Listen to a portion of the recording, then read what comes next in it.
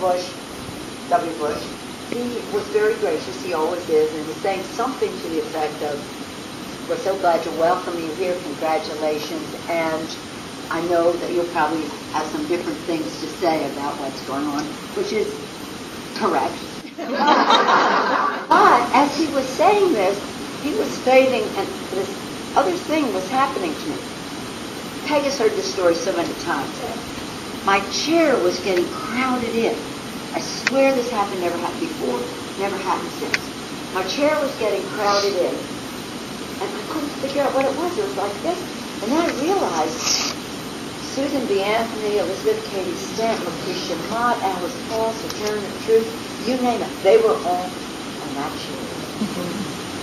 All of them. More than I knew. And then I could hear him say, "At last, we have a seat at the table."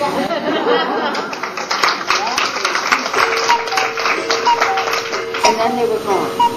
And my first thought, as Peg had trained me to think, we want more. Bush, very gracious man, welcomed me and very graciously to the table the first time. So when I walked in, though, I realized that this meeting was unlike any meeting I had ever attended at the White House.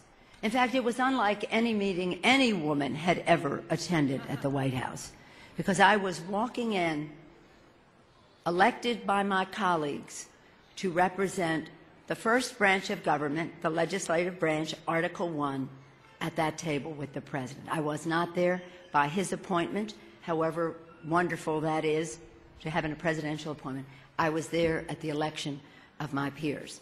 And as he was graciously welcoming us, as I mentioned, I felt really crowded on my chair. It was packed, it was crowded, I was squeezed in. I never had that feeling before.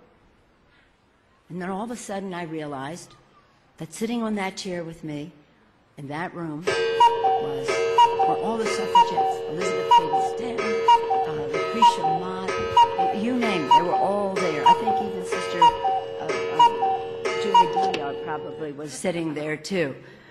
Susan B. Anthony, Sojourner Truth, Alice Paul, they were all on that chair with me.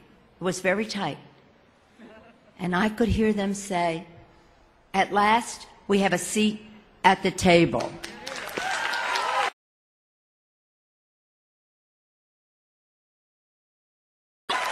I realized that this was unlike any meeting I had ever been before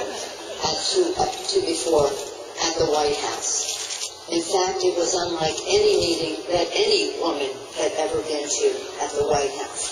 Because I went there not as a president's appointee at the table, a cabinet member, however wonderful that is, but I went there as a representative of a separate branch of government, as a leader from the House of Representatives. President Bush, ever gracious, welcoming me there, saying, "We look forward to what you have to say. It'll probably be different from what we've heard before here." But just as he started to lay out his legislative agenda, I felt very closed in my chair. Very closed in. It was like everybody was sitting on a chair with me. It was very tight. And I realized, and I swear that this happened, and it's never happened before or since, that sitting on that chair with me was Susan B. Anthony, Elizabeth Cady Stanton, Alice, Sojourner Truth, and all the people who had worked so hard for women to have the right to vote and be empowered in any way that they wanted to gain power. They're all sitting there on the chair with me now. And then I hear them say, "At last, we have a seat at the table."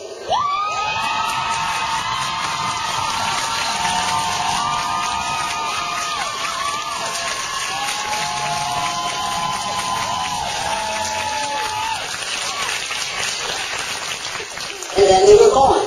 I had no idea what President Bush thought was going on at that chair. And then